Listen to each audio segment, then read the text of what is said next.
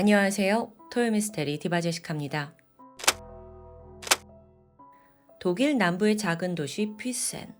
이곳은 1년에 130만 명 이상의 관광객이 몰리는 인기 명소입니다. 특히나 많은 사람들이 좋아하는 장소가 있는데 거기가 바로 노이슈반슈타인 성이에요. 정말 동화에나 나올 법하게 생겼죠. 근데 여기가 디즈니의 신데렐라 성 모델이라고 합니다. 여러분 그 디즈니 영화 보면 항상 오프닝에 등장하는 이렇게 성 있잖아요. 그 성의 디자인이 여기에서 따온 거라고 하죠. 또 여기서도 가장 인기 있는 스팟이 따로 있는데요. 이 성의 전경을 한눈에 볼 수 있는 마리엔 브리케 다리입니다. 그러니까 다들 이 성을 배경으로 여기서 사진을 찍는데 그러니까 관광객들이 막 몰려가지고 다리는 항상 인산인해라고 합니다. 작년 2023년 6월 14일, 2명의 여성이 이 관광지를 방문합니다. 중국계 미국인, 즉 동양계 여성, 21살의 에바 리우와 22살의 켈시 창이었죠. 이 둘은요, 최근에 미국 일리노이 대학에서 컴퓨터 공학과를 졸업했습니다. 특히나 에바는 대형 IT 회사, 우리가 모두 아는 마이크로소프트의 엔지니어로 취직이 되어 있는 상태였어요. 입사 전에 약 한 달간의 휴식을 좀 더 열심히 즐기고 싶었죠?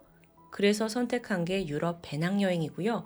이 여정을 가장 친한 친구인 켈시와 동행했던 겁니다. 그렇게 유럽에 온 두 사람은 너무 설렜어요. 부다페스트, 비엔나, 프라하를 거쳐서 어느덧 독일까지 거의 여행의 막바지였는데요. 지난 3주간의 여행은 순조로웠습니다. 둘이 콩짝도 잘 맞았고 또 둘 다 조심성이 많은 편이에요. 계획적인 스타일이기도 했고요. 그래서 해가 지면 숙소 밖을 나가지 않았고요. 또 으슥한데 이런 데 가지 않았고 언제나 사람들이 붐비는 안전한 관광지만 찾아다녔습니다. 그렇게 독일에 도착해서는 그 유명한 그 신데렐라 성을 방문한다는 것에 한껏 들떠 있었죠. 오후 2시였습니다. 가보니까 역시나 그 사진 명소인 마리엔 브리케 다리는 관광객들로 너무나 북적여요. 근데 여기까지 왔는데 사진 찍어야죠. 그래서 에바와 켈시도 줄이 길었지만 맨 뒤에 서게 됩니다. 좀만 기다리면 될 거야 하면서 수다를 떨고 있었는데 문득 인기척이 느껴집니다. Excuse me, 혹시 미국인이세요? 돌아보니까 굉장히 친근한 인상의 한 남성이 미소를 지으면서 말을 걸어요. 그가 나도 미국 미시건에서 왔다.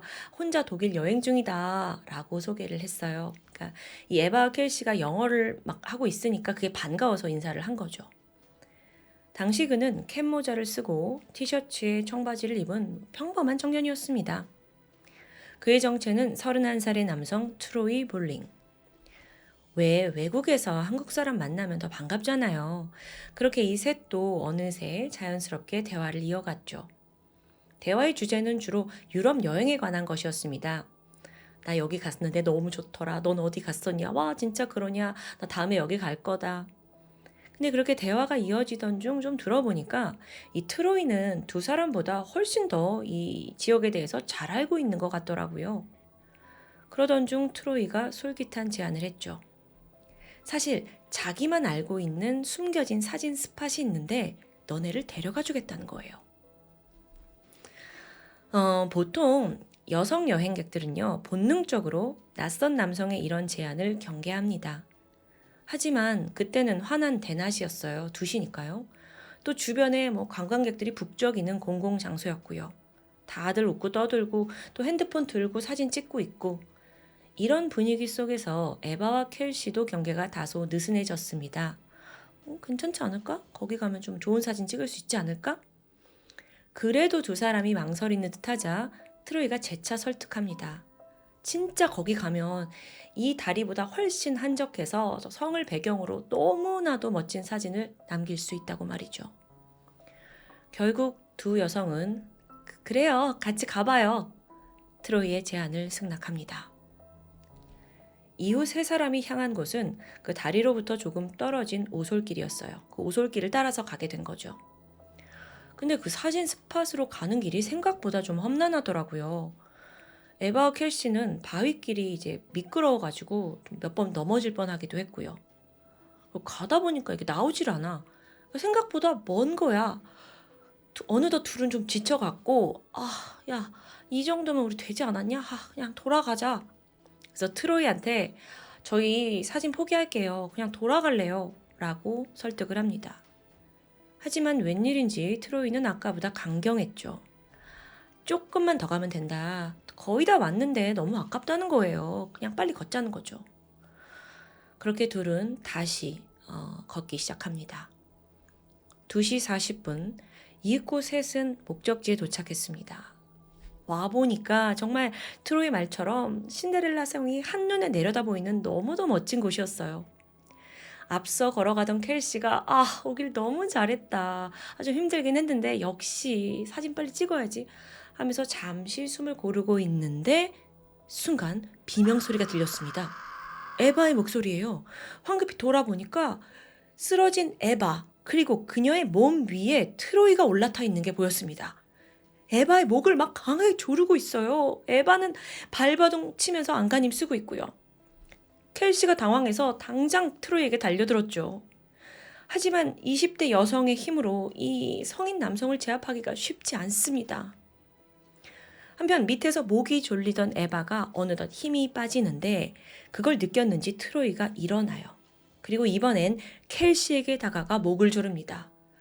지금 너무도 순식간에 여기 도착한 지 얼마 되지도 않았는데 이 두 사람 모두 공격한 거예요. 손의 압력이 점점 높아졌고 켈시 또한 막 캑캑거리면서 정신이 혼미해지기 시작했죠. 그런데 트로이가 그런 켈시를 주춤주춤 목을 조르면서 뒤로 밀기 시작합니다. 그 뒤에는 50m 높이의 낭떠러지가 있어요. 켈시가 막 벗어나려고 했지만 소용이 없었고 결국 트로이는 그녀를 절벽 밑으로 밀어버렸죠. 지금 이게 말이 50m지 거의 아파트 17층 높이예요. 거기서 떨어졌다고요. 트로이는 추락하는 켈시를 확인한 후에 뒤를 돌아 천천히 에바에게 향했어요. 그리곤 그녀의 옷을 벗기고 허리띠를 사용해 목을 졸랐습니다. 또 동시에 성폭행도 저질렀고요. 이때 에바는 트로이의 얼굴과 목을 막 핥히면서 강하게 저항하긴 했거든요. 하지만 이내 기절하고 맙니다. 그런데 여러분, 이 끔찍한 상황이 벌어지는 내내 트로이의 핸드폰이 한 곳을 비추고 있었습니다. 에바를 성폭행하는 모습을 트로이가 촬영으로 남긴 거예요. 아니, 그런데 여기가 그래도 관광지라고 했잖아요. 많은 사람들이 모이는 곳이요. 아무리 숨겨진 장소라고 해도 분명 사람들이 오가는 곳이긴 했습니다. 너무도 다행히 잠시 후에 무스럭대는 소리와 함께 한 커플이 인근을 지나게 돼요. 그리고 그들도 지금 눈앞에서 트로이와 에바가 어떤 상황인지 이걸 딱 목격하게 된 거죠. 어머! 근데 이때 트로이가 어떻게 행동했는 줄 아세요? 미안합니다. 그냥 지나가세요. 너무도 태연하게 행동하는 거예요. 그러니까 그냥 마치 무슨 연인이 지금 이렇게 성관계를 갖고 있는 것처럼 으슥한 숲에서. 그래서 커플이 오히려 내가 본 것을 당황해야 했을 정도입니다. 뭐야, 대낮에 왜 저러고 있어. 그래서 돌아서려는 순간인데 이때 트로이 아래에 있는 여성이 이미 눈을 감고 정신을 잃었다는 걸 알아챈 거예요. 또 트로이의 얼굴에 손톱 자국도 막 나서 빨갛게 되어 있고요. 그래서 커플이 서둘러 핸드폰을 들고 신고를 하고 있었죠. 근데 또 그러는 사이에 트로이가 보인 행동이 더 충격입니다. 바지 올려 입고 주섬주섬 일어나더니 의식을 잃은 에바를 들쳐업어요. 그리고 다음으로 그녀를 50m 절벽 아래로 떨어뜨려 버렸습니다. 당시 이 모습은 그냥 더 이상 필요하지 않은 물건을 쓰레기통에 휙 버리는 듯 했어요. 와! 잠시 후 신고를 받고 구조대원들이 출동했습니다. 빠르게 그 절벽 아래 있던 에바와 켈시 위치 파악했고요. 두 사람은 헬리콥터를 타고 병원으로 급하게 이송되었죠. 먼저 추락한 켈시는 전신의 부상을 입긴 했는데 다행히도 의식이 있었습니다. 이게 정말 천만다행으로 떨어질 때 나뭇가지에 살짝 걸린 거예요. 그러면서 충격이 완화된 거죠. 엄청난 기적입니다. 그렇게 살아남은 그녀가 트로이라는 남성이 저희를 공격했어요 라고 증언을 하게 됩니다. 근데 한편 에바는 불행히도 절벽에서 그대로 추락하면서 머리와 전신에 심각한 부상을 입게 돼요. 병원으로 옮겨질 때만 해도 의식이 있었지만 사건 발생 이튿날 병원에서 사망합니다. 경찰이 현장에 출동했을 당시 이미 트로이는 도주한 후였습니다. 하지만 생존한 켈시의 증언 덕분에 빠르게 신원을 파악할 수 있었죠. 즉각 이 관광지 성 주변의 모든 출입로 폐쇄되었고요. 독일 경찰들이 대규모 병력 투입해서 수색에 돌입했습니다. 굉장히 사람이 많았잖아요. 근데 그럼에도 트로이를 찾아내는 건 어렵지 않았어요. 이미 얼굴과 목 이곳저곳에 막 붉은 상처가 있어서 한눈에도 수상했으니까요. 이날 신데렐라 성을 방문한 관광객들은요, 그 트로이가 경찰한테 체포되는 순간을 다 사진 찍고 영상으로 남겼습니다. 그리고 또 이게 실시간으로 SNS에 공유가 되면서 이 사건이 순식간에 확산된 거예요. 보통 독일은요, 이 가해자, 범인의 인권을 중시하는 경향이 크다고 해요. 그래서 웬만해서는 범인들의 신원을 잘 밝히지 않는다고 하는데, 워낙 이 사건이 발생하자마자 막 일파만파 빠르게 뻗었기 때문에 별 수 없이 범인의 정체를 밝히게 되었다고 합니다. 사실 그 영상과 사진이 아니었다면 그냥 묻혔을 수도 있다는 거죠. 플레임 트로이 블링. 그는 미국 미시간에서 남동생과 함께 사는 아주 평범한 사람이었습니다. 이웃과 친구들에 따르면 정말 조용하고 눈에 띄는 행동을 하지 않는 사람이었다고 해요. 그나마 이웃들이 종종 산책을 하는 모습을 보긴 했고요. 근데 워낙 그냥 아무런 특징이 없는 사람이라 트로이가 범죄를 저질렀다? 이게 굉장한 충격이었다고 해요. 그래서 오죽하면 지인들은 사람 착각한 거 아니냐, 무고죄 아니냐라고 의심까지 했고요. 그런 사람이 실제로는 백주대낮 외국 관광지에서 2명의 여성을 공격하고 이렇게 괴물로 돌변한 거예요. 트로이를 조사하는 과정에서 새로운 사실이 드러납니다. 그가 사실 사건이 벌어지기 직전까지 메시지를 주고받던 한 여성이 있었어요. 근데 상대는 놀랍게도 태국에 사는 여성 차니다 쿰폭이라는 사람이었죠. 트로이의 온라인 친구입니다. 두 사람은 몇 달 전에 게임을 하다가 우연히 알게 됐고 그 이후로 개인적인 문자를 주고받는 사이로 발전해요. 사건이 벌어진 6월 14일도 마찬가지였고요. 트로이가 이 차니다에게 문자를 보냈는데 잘 잤어? 나는 일어났어. 아침 인사했고요. 또 나는 지금 오늘 신데렐라 성에 갈 거다. 너무 설렌다. 라는 계획도 공유합니다. 또 관광지에 도착해서도 막 풍경이 담긴 사진 찍어서 그녀에게 보냈어요. 그렇게 문자는 계속되었죠. 그러다 오후 1시 53분입니다. 트로이가 몇 장의 사진을 더 보내요. 근데 이게 좀 대부분 웃고 있는 셀카 사진인데 이때 그가 보낸 마지막 사진이 성이 내려다 보이는 그 작은 오솔길이었죠. 그 후에 문자는 끊겼습니다. 추정해 보니까 이때가 이제 범행이 벌어지기 직전이었어요. 그래서 문자를 안 한 그 시간 동안 트로이가 에바와 켈리 만나서 이동했고 이런 범죄를 저지른 거예요. 그런데 그 문자 내역을 쭉 훑어보던 경찰이 트로이가 남긴 의미심장한 말에 주목하게 됩니다. 뭐라고 돼 있었냐면 나는 아시안 여성들이 좋아. 동양 여성이 좋다는 거죠. 이걸 토대로 심리 전문가들은 트로이가 아시안 패티시를 가지고 있다고 추측합니다. 그게 뭐냐면 백인 남성이 동양 여성을 상대로 어떤 성적 매력을 강하게 느끼고 있었던 게 아니냐라고 해석을 했다는 거예요. 물론 특정 인종에게 호감을 느끼는 게 잘못된 건 아니죠. 근데 문제는 그 동양 여성에게 느끼는 매력이 좀 왜곡된 편견에서 온 게 아니냐라는 우려입니다. 보통 아시안계 여성은 좀 순종적이고 고분고분할 거다라는 그릇된 판타지가 있을 수 있어요. 더 나아가서 남성들에게 동양 여성은 마치 장난감이나 한여처럼 쉽게 조종할 수 있는 대상이라고 생각되기도 하고요. 그렇다면 트로이가 실제 이전에 아시아 여성과 교제한 적이 있냐? 경찰이 조사를 해봤더니 트로이의 과거 여자친구가 동양인은 아니더라고요. 3년 교제한 여자친구가 있긴 한데 백인 여성입니다. 근데 그 여자가 말하기를 트로이는 폭력적이거나 과격한 행동을 단 한 번도 자기한테 보여준 적이 없대요. 이 말인즉슨 그의 폭력성은 그 판타지 안에 있던 동양인 여성들 상대로만 드러났다고 볼 수 있겠죠. 이게 좀 너무 역겨운 부분인 것 같아요. 그렇게 트로이를 검거한 수사당국이 핸드폰과 노트북까지 다 압수하게 되는데 이 안에 뭐 있죠? 네. 에바를 성폭행한 그 사진 동영상 담겨 있습니다. 근데 그뿐만 아니라 수많은 불법 포르노 파일도 발견이 돼요. 근데 이게 그냥 포르노가 아니라 보면 안 되는 불법 아동 포르노요. 이에 독일 경찰은 살인과 강간, 또 켈시에 대한 살인 미수, 추가적으로 음란물 소지 혐의로 그를 기소합니다. 2024년 2월 독일에서 재판이 시작됩니다. 트로이가 얼굴 다 가린 채 들어섰죠. 우선 그의 살해 동기, 이게 조금 이해하기 힘들긴 한데 그래도 증거를 토대로 해석해보면 평소 감추고 있던 성적 욕망, 게다가 폭력성이 이 두 동양 여성과 함께 외진 곳에 도착하면서 급 발현됐다고 볼 수 있어요.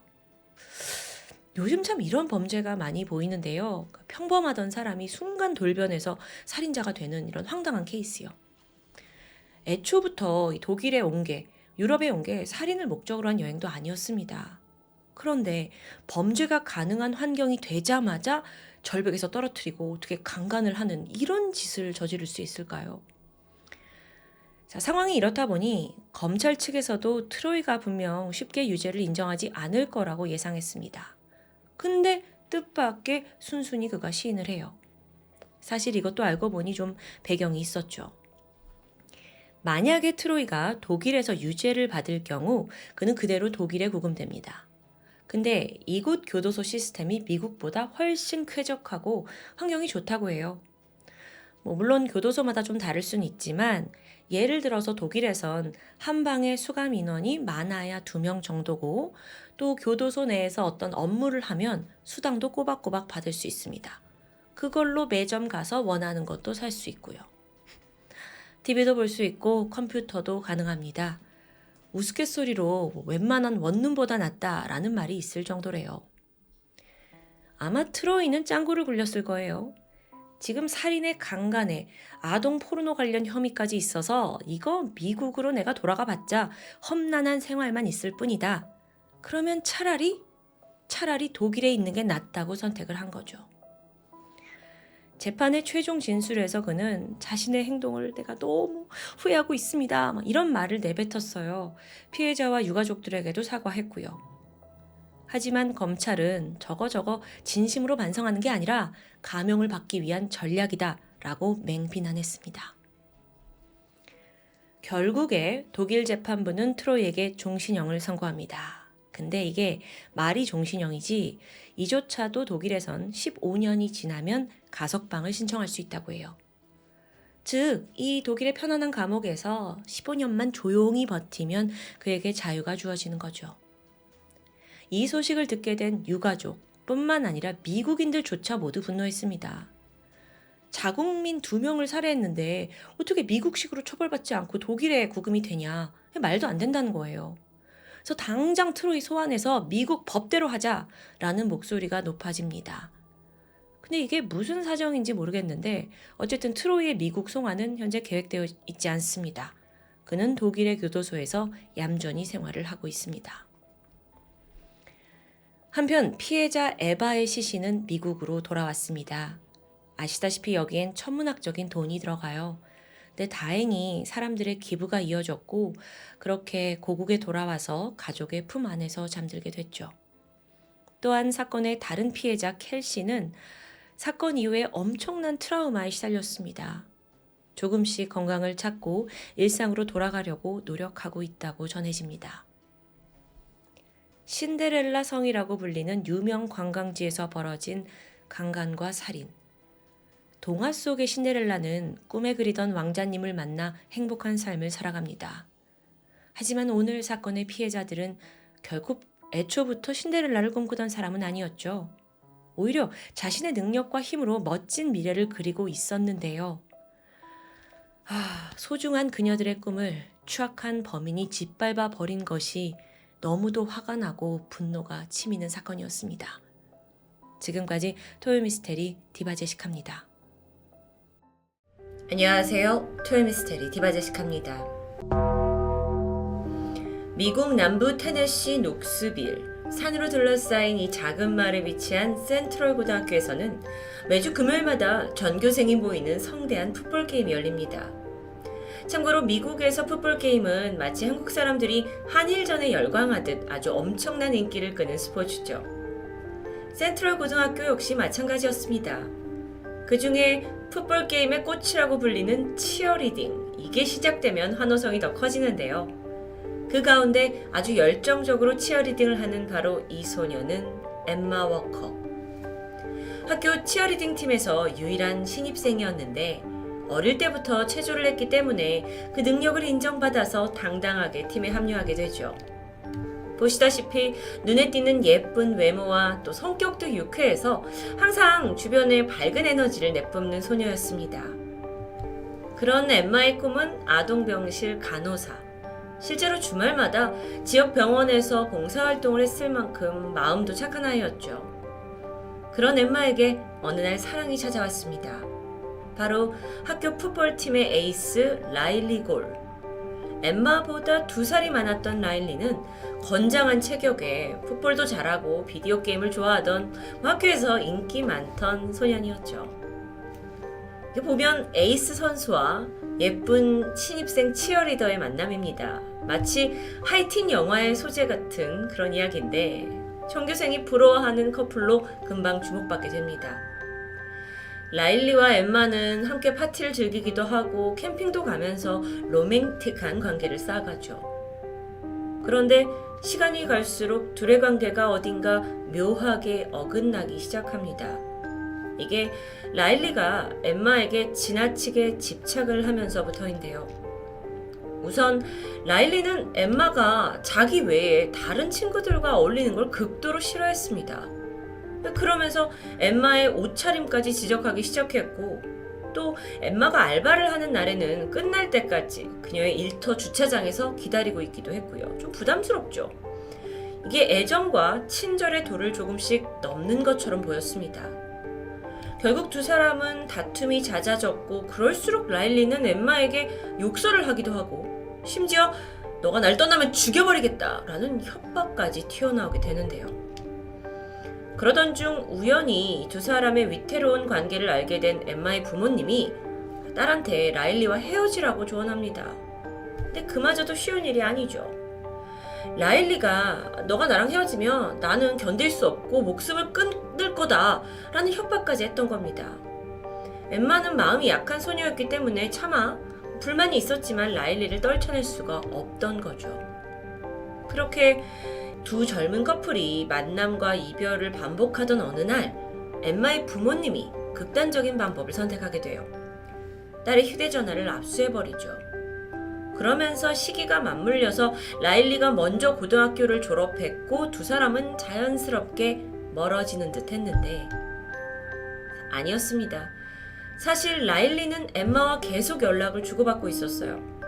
라일리가 대학 때문에 다른 곳으로 떠나긴 했지만 그 전에 엠마에게 아이팟 터치를 사주면서 이걸 와이파이를 연결해서 어쨌든 핸드폰이 없어도 문자를 주고받을 수 있었던 거죠. 그러던 2016년 10월 말 엠마는 우연히 대학생이 된 라일리가 다른 여자들과 파티에서 어울린 흔적을 SNS를 통해서 발견합니다. 당연히 여자친구로서 화가 치밀었고 라일리에게 이별을 선언하게 되는데 이성적인 이유였습니다. 하지만 그는 순순히 이별을 받아들이지 못했어요. 그러더니 술과 약을 복용하면서 자살을 시도하게 되죠. 물론 이게 미수에 그치긴 했지만 이 일로 엠마는 아니 이거 내가 어떻게 해야 되지? 하면서 충격을 받게 되는데 한 달 후였던 10월 18일 금요일 이날 센트럴 고등학교에서는 대대적인 풋볼 경기가 열렸습니다. 시합이 끝나고 학생들끼리 애프터 파티도 예정되어 있었죠.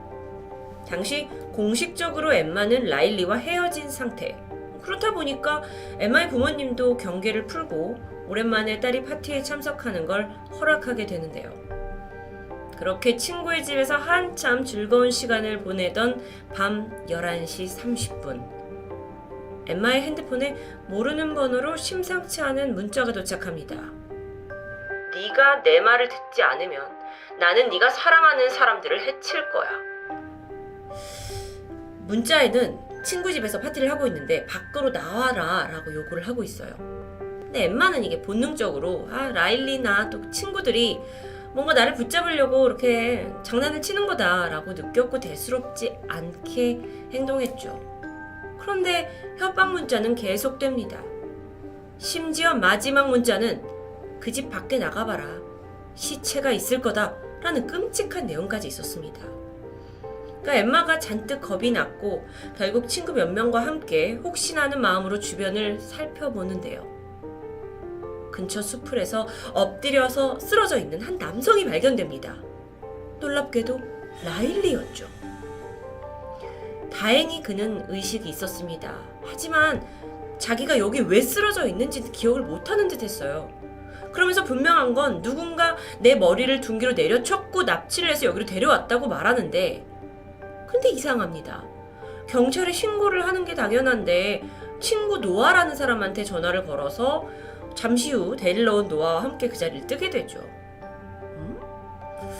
이날 사실 라일리를 데리러 온 노아조차도 네가 납치당해서 여기 누워있다고? 라는 주장을 쉽게 믿지 못했다고 합니다. 자, 그런데 파티 다음 날인 오전 10시 15분. 집에 혼자 있던 엠마, 외출을 준비하던 중이었습니다. 그런데 갑자기 누군가 거칠게 현관문을 두드리고 있었죠. 엠마는 이미 전날에 굉장히 꺼림직한 일을 겪었던 차라 바로 공포에 휩싸이게 되는데요. 그리고 이때 저로서는 쉽게 이해할 수 없는 선택이지만 어쨌든 엠마는 이 무서움에 견디지 못하고 라일리에게 문자로 도움을 요청하게 되죠. 그리고 그는 곧장 차를 끌고 엠마의 집을 방문합니다. 무서워하고 있는 엠마를 위로하면서 둘은 집 앞에 앉아 이런저런 얘기를 나누고 있었는데요. 그러다 잠시 후 집에 돌아온 엠마의 엄마가 둘을 목격하게 됐고 엄마가 막 화를 내면서 너 돌아가라 라고 요구합니다. 라일리는 어쩔 수 없이 자리를 뜨게 되고요.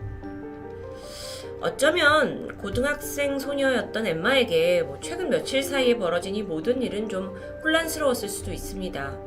남자친구와 이별했고 자살 시도도 했고 남자친구가 갑자기 납치당했다면서 쓰러져 있기도 하고, 그래도 다행히 주말을 가족과 함께 보내면서 안정을 되찾게 됐고요. 일요일 밤 평소처럼 잠자리에 듭니다. 11월 21일 월요일 새벽, 엠마 아버지가 집안에서 들린 이 폭발음에 번쩍 깨어났죠. 바로 침실을 빠져나와서 제일 먼저 향한 곳은 엠마의 방이었습니다. 보니까 아이는 침대에 조용히 잠들어 있어요.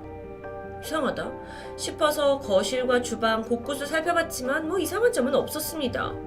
아버지는 오히려 내가 헛걸 들었나 싶어서 다시 잠자리에 드는데요.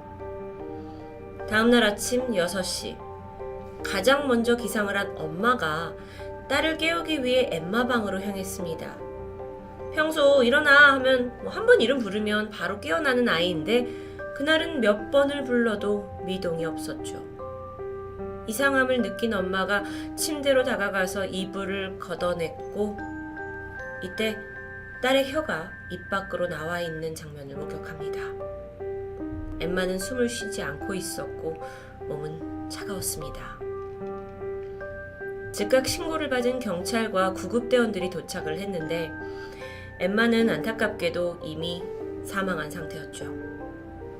하룻밤 사이에 눈에 넣어도 안 아픈 딸을 잃게 된 겁니다. 그야말로 청천벽력이죠.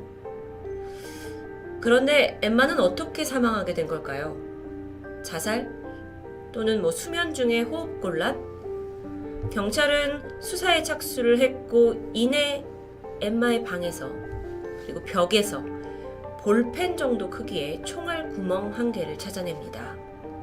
외부에서부터 뚫린 구멍이었는데 이건 엠마의 침대를 향하고 있었죠. 즉 다시 말하면 집 밖에서 누군가 엠마의 방을 향해서 2발의 총을 쐈던 겁니다. 그중 한 발은 그녀의 베개를 관통했고 나머지 한 발은 그녀의 왼쪽 귀를 관통했습니다. 그래서 엠마가 사망을 하게 된 거죠. 즉 이건 명백한 살인사건입니다. 경찰은 엠마 주변에 원한을 품고 있거나 평소 갈등이 있던 인물을 추적했습니다. 예상하셨겠지만 가장 많이 등장한 이름은 남자친구 라일리. 그런데 라일리 역시 엠마의 죽음 소식을 듣고 큰 충격을 받은 듯했어요. 그래서 트위터에다가 나는 너를 영원히 사랑한다 라는 애도의 글을 게시하기도 했죠. 그렇게 조사가 진행되던 중 이번엔 그 라일리의 친구 알렉스에게서 제보가 들어옵니다. 사실 엠마가 사망하기 하루 전에 라일리가 할아버지 집에서 내가 권총을 몰래 빼돌렸다 하면서 친구 알렉스에게 보여줬다는 겁니다. 총. 왜 총을 가져왔냐 했더니 지난번에 내가 납치당한 거 있지 않았냐.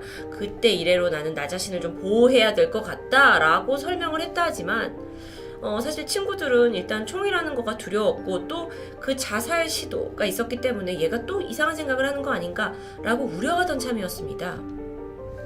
하지만 이 엠마 사건에서는 총이 무기였기 때문에 라일리는 즉각적으로 유력한 용의자로 떠오르게 되죠.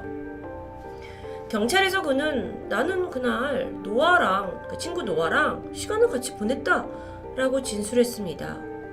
근데 그날 밤 엠마가 문자가 와서 이별을 고했고 감정에 복받쳐서 차 안에서 새벽 내내 울었다고 말하는데요.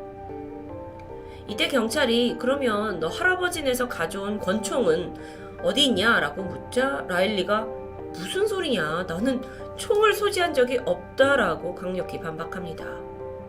아니 우리가 이미 너의 친구 진술을 확보했다 라고 말했지만 끝까지 모르는 일이라고 잡아댔는데요. 어쨌든 지금까지 조사로는 라일리의 살인에 대한 결정적인 증거가 없었기 때문에 경찰로선 그를 체포하는 게 불가능했습니다. 하지만 지금 보시는 이 사진 속의 라일리 친구들은요. 그러니까 왼쪽에 있는 건 총을 가지고 있던 걸 본 알렉스고 또 오른쪽에 있는 건 사건 직전까지 함께 시간을 보낸 노아였죠. 이 친구 둘은 이미 라일리를 강력하게 의심하고 있었어요. 심지어 노아한테는 야, 총에 묻는 이 짐은 어떻게 지우냐? 라는 방법을 물어본 적도 있을 정도죠. 그래서 두 사람은 은밀하게 경찰과 협력합니다. 작전에 따라 라일리 집을 방문해서 평소처럼 비디오 게임을 하기로 약속하게 되는데 이들의 몸에는 초소형 카메라와 마이크를 착용한 상태였죠. 세 사람은 즐겁게 비디오 게임을 즐기는 듯 했습니다. 그렇게 지나가듯 엠마의 이야기가 나왔는데 그때 어떤 대답을 했는지 직접 보시죠. Sorry about him, my dog. I want to be so upset and I can't because I'm more worried about getting arrested and putting away for murder that I didn't commit. And never in my life would I kill someone that I love that much. Love you, bro. It sucks you gotta deal with all this, man. Riley clearly had no clue about the sting. He had faith in his friends. I'm trusting you guys, like, with my life because, this is 70 years in jail if I get convicted of something I didn't do. Why can't you just give him a gun? 총에 관한 이야기죠. It just needs to be gone. For whatever reason, it just needs to be gone. You guys don't have to come with me if you don't want to. I got your back, man. If it's in the Tennessee River, they will never find it. 결국 이 대화 끝에 노아와 알렉스는 라일리를 도와서 강에 권총을 버리는 일에 동참합니다. 셋은 함께 차를 타고 라일리의 양아버지 집에 들리게 되는데 거기에서 쓰레기 봉투에 담겨있는 문제의 권총을 챙기게 되죠. 그 사이 알렉스는 몰래 경찰에게 문자를 보냈고요. 비밀스럽게 그들의 차를 뒤쫓게 됩니다. 잠시 후 테네시 강가와 가까운 곳에 차가 멈췄습니다. 라일리는 미리 준비한 장갑을 꼈고 쓰레기 봉투에서 조심스럽게 총을 꺼내드는데 그 순간 경찰이 랄리를 덮쳤고 현장에서 체포됩니다. 증거인멸의 순간이었죠. 추가로 차 안에서는 범행 당시 입은 것으로 확인되는 옷까지도 발견되면서 증거가 성립됩니다. 엠마가 집에 혼자 있던 그날, 밖에서 문을 두드렸던 그 의문의 누군가를 기억하시죠? 그것 때문에 엠마가 겁을 먹었잖아요. 경찰은 그 사람 역시 라일리일 거라고 추정합니다. 또한 파티 당일에 덤불에서 쓰러진 채 발견된 것 역시 엠마의 관심을 끌기 위한 라일리의 자작극일 확률이 높았죠. 살인죄로 검거된 라일리는 엠마의 방을 향해서 자신이 총을 쐈다라는 것을 인정했습니다. 하지만 절대로 죽일 의도는 없었다고 말해요. 그럼 왜 총을 쐈던 걸까요? 앞서 문을 두드린 것처럼 또는 자기가 납치된 것처럼 꾸민 것처럼 엠마가 겁을 먹게 되는 순간이 되면 자기를 필요로 하기 때문에 그걸 바랬다는 거죠. 그의 살인 의도가 있었느냐 없었느냐를 명백히 밝혀내는 재판이 이어졌고요. 결국 엠마가 사망한 지 2년 만인 2018년 5월 8일 라일리는 1급 살인 그리고 스토킹으로 종신형에 처해집니다. 한 소녀를 향한 남자친구의 집착이 불러낸 엄청난 비극.